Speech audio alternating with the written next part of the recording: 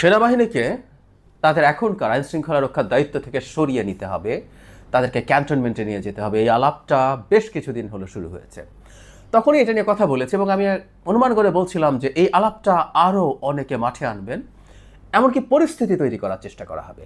সম্প্রতি সাবেক সেনাপ্রধান ইকবাল করিম ভূঁইয়া বেশ দীর্ঘ একটা ফেসবুক স্ট্যাটাসে এই একই দাবি করেছেন, যুক্তিও দেওয়ার চেষ্টা করেছেন। যুক্তির মাধ্যমে তিনি বলছেন দ্রুতই সেনাবাহিনীকে ব্যারাকে ফিরিয়ে নেওয়া দরকার। এটা কেন হতে পারে সেটা নিয়ে কথা বলেছে, আবারও একটু বলতে চাই, কিন্তু এই ভদ্রলোক সম্পর্কে একটু বলবো।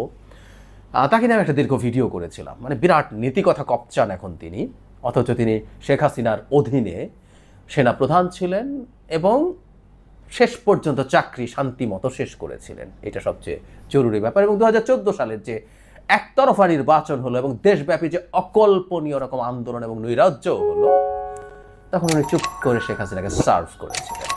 ইয়াস, এখন নীতি কপচার বিরাট বিরাট। তখনই এই নীতি কপচারও নিয়ে কথা বলেছিলাম। নট অনলি দ্যাট, আমি দেখিয়েছিলাম তিনি একটা কুইক রেন্টাল বিদ্যুৎ কেন্দ্রেরও পার্ট হয়েছিলেন, অ্যাপ্লাই করেছিলেন, এটা অনুমোদনও হয়েছিল। পরে উনি একটা দাবি করছেন যে তিনি অনুমোদন শেষ পর্যন্ত পান নাই, কিছু জমি কেনা হয়েছিল, ব্লা ব্লা ব্লা। ব্যবসা যে কেউ করতে পারে, মানে উনি আমাদেরকে স্টুপিড ঠাওরান জনাব ইকবাল করিম ভূঁইয়া। মানে শেখ হাসিনার কাছে কুইক রেন্টাল বা রেন্টাল বিদ্যুৎ কেন্দ্র অ্যাপ্লাই কে করতে পারে সেটা আমরা জানি না। মানে অ্যাপ্লাই করার সাহস, ন্যূনতম স্বপ্ন, ন্যূনতম আকাঙ্ক্ষা যেটা দেওয়া হবে, এটা কাদের হয় আমরা বুঝি না। শেখ হাসিনার আপাদমস্তক চাটুকার ছাড়া কেউ এগুলো পায় না। সুতরাং ইকবাল করিম ভূঁইয়া সেই পর্যায়ের মানুষ বলেই অ্যাপ্লিকেশনটা করেছেন। শেষ পর্যন্ত কেন এটা হয়নি ইজ এ ডিফারেন্ট ডিবেট, কিন্তু উনি নিজে অ্যাগ্রি করেন, উনি করেছেন এবং উনি ব্যবসা বাণিজ্য করতে চান। তো শেখ হাসিনার সাথে কুইক রেন্টালের ব্যবসা বাণিজ্য কারা করতে চান? আর ইকবাল করিম ভূঁইয়া, আপনার জানা থাকা উচিত যে জনগণের মাথায় খানিকটা হলেও বুদ্ধি আছে। যাই হোক, আমি ওনাকে নিয়ে করা ভিডিওটা খুঁজে পেলে আমি মন্তব্য দিয়ে দেব। উনি যে যুক্তি দিয়েছে অবিলম্বে হেডলাইন এরকম সশস্ত্র বাহিনীকে ব্যারাকে ফেরাতে হবে, অনেকগুলো পয়েন্ট, অনেকগুলো যুক্তি, 9টা পয়েন্টে উনি লিখেছেন। তার মধ্যে বলছেন প্রশিক্ষণ ঠিকঠাক মতো হচ্ছে না। অনেকগুলো যুক্তি অ্যাপারেন্টলি সত্য, এটাও খুব ভুল না। এগুলো ইনফ্যাক্ট আমরাও বলছি, এগুলো বর্তমান সেনাপ্রধানও বলছেন। সেটা হচ্ছে প্র্যাকটিস যদি না করে তাহলে তাদের দক্ষতা কমে যাবে, উইচ ইজ ভেরি রাইট। এবং সেনাবাহিনীর যে কাজ, যে প্রশিক্ষণ, সেটা আর রাস্তায় এখন তারা যে কাজ করছেন একেবারেই ভিন্ন জিনিস, দুটো একই জিনিস না, একমত। তারপর উনি বলছেন এটাতে আমাদের ঝুঁকি আছে। উনি কতগুলো এক্সাম্পল দিয়ে দেখানোর চেষ্টা করছেন যে বিপ্লবের পর, বিপ্লবী পরিস্থিতি, ওনারা এটাকে বিপ্লব বলতে চান, যাই হোক ধরে নিলাম এটা সেটা, বিভিন্ন সময় দেখা গেছে অভ্যন্তরীণ অস্থিরতার রহত এবং তখন তারা বহিঃশক্তির ক্ষেত্রে সমস্যা হয়েছে, বহিঃশত্রুর আক্রমণের ঝুঁকির মুখে থাকা, সেই কারণে এইরকম পরিস্থিতিটা হতে পারে এবং সেনাবাহিনী রেডি থাকা দরকার। এবং তিনি পরবর্তীতে বলছেন যে এই কর্তব্যের বাইরে যে অপব্যবহার হচ্ছে, অপব্যবহার শব্দটা ব্যবহার করছেন, অপব্যবহার আর সঠিক ব্যবহার না কথার সম্ভবত একই না। অপব্যবহার হচ্ছে আমি মনে করি না, এটা আমরা বলতে প্রস্তুত আছি।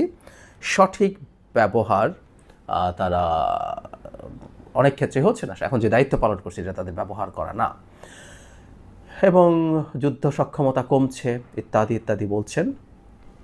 এবং বলছেন যে বাংলাদেশ একটা গুরুত্বপূর্ণ ভূরাজনৈতিক পরিস্থিতিতে আছে, এখানে ভূরাজনৈতিক দাবা খেলার সাথে সম্পৃক্ত এবং আমাদের সরকারের অনেকের খুবই ক্ষীণ দৃষ্টি, অজ্ঞতা ইত্যাদি ইত্যাদির জন্য এটা ঠিকঠাক মতো হচ্ছে না। বলা হচ্ছে যে সেনাবাহিনী যতদিন থাকবে ততদিন পুলিশকে কার্যকরভাবে ব্যবহার করা যাবে না, এটা হচ্ছে ওনার আর্গুমেন্ট। যেহেতু সেনাবাহিনীই আছে, পুলিশ কেন কাজ করবে? এবং পুলিশের কাজে নিয়োজিত থাকলে সেটা পুলিশের কাছে তাদের এক ধরনের কমফোর্ট তৈরি করবে, তারা এটা হবে না।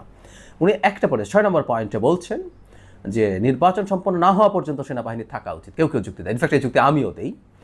তিনি বলছেন এটা সরল মনা ধারণা, উনি খুব জটিল চিন্তা করেন। তো উনি বলছেন যে রোবট নয়, তাদের বিশ্রাম, পুনঃপ্রশিক্ষণ ইত্যাদি ইত্যাদি প্রয়োজন। তাদেরকে নির্বাচন পর্যন্ত বেঁধে রাখলে অনিশ্চয়তা তৈরি হয়। ভোট যদি বিলম্বিত হয় কিংবা সংস্কার যদি দীর্ঘায়িত হয় তাহলে সেনাবাহিনী অনির্দিষ্টকালের জন্য মোতায়েন থাকবে। বস্তুত একটি প্রাতিষ্ঠানিক অবক্ষয়ের দিকে তাকানো। বলা হচ্ছে সেনাবাহিনীকে এখন ব্যারাকে ফিরিয়ে নিলেও নির্বাচনের আগে আবারও নিয়োজিত করতে কোনো বাধা নেই। এখানে একটা ট্রিক আছে, আমি সেটা নিয়ে কথা বলবো। তারপরে পুলিশকে কীভাবে ঠিকঠাক করা দরকার, পুলিশকে আবার একই কথা, সার্বভৌমত্ব নিয়ে জুয়া খেলতে পারে না, অতি দ্রুত তাদেরকে সরে রাখার উচিত এবং তাদেরকে বিতর্কিতও করে তোলে, এটাও ভুল না। এই ঝুঁকিগুলো সব আছে। এই শেষে উনি কনক্লুড করছেন এই অবক্ষয় চলতে দিয়ে আমরা অকল্পনীয় পরিস্থিতির মুখোমুখি হওয়ার ঝুঁকি নিচ্ছি। একটি দেশ যার শেষ প্রতিরক্ষা দেয়াল নেই, খুব দেরি হওয়ার আগে অন্তর্বর্তী সরকারকে সিদ্ধান্ত নিতে হবে।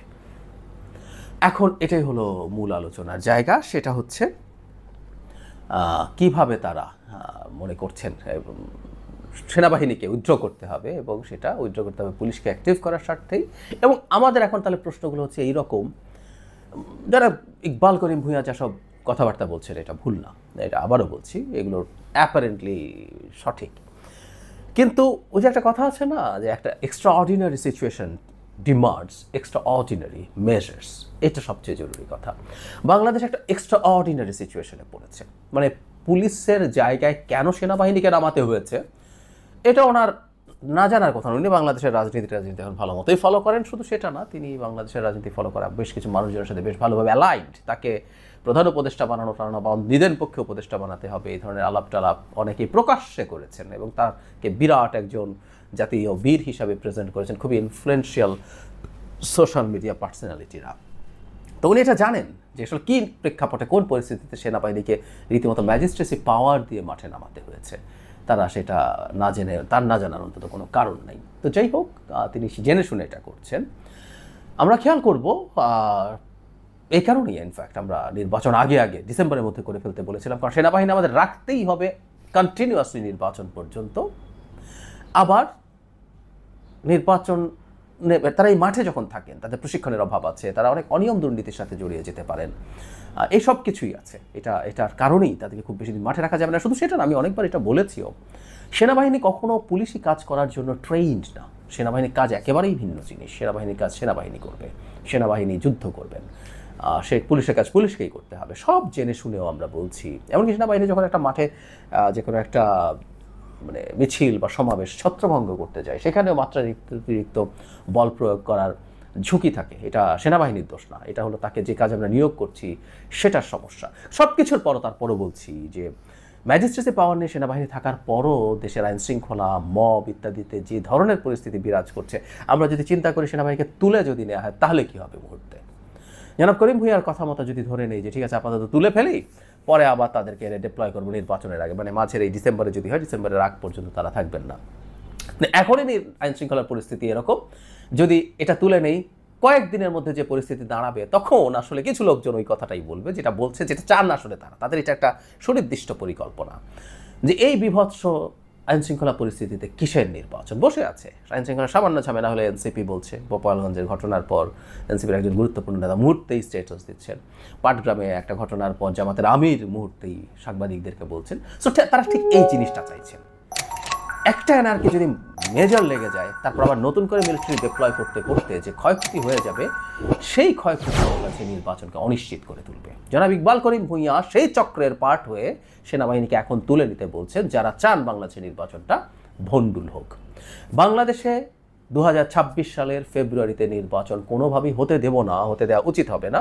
একটা গ্রুপ কার্যকর আছে, এই ভদ্রলোক তাদের পার্ট, এবং তারা যদি সফল হন, তাদের অনেকের পরিকল্পনা শোনা যায় আছে, তাকে অতি গুরুত্বপূর্ণ কোনো জায়গা বা তাকে কেন্দ্র করে প্রধান উপদেষ্টা পরিষদ তৈরি করবো, প্রধান উপদেষ্টা বানিয়ে টেনে ফেলা বা খুবই গুরুত্বপূর্ণ কোনো জায়গায় তাকে নিয়ে যাওয়া, এই ধরনের পরিকল্পনার কথা শোনা যায়, মানে অনেকেই এভাবে বলেন।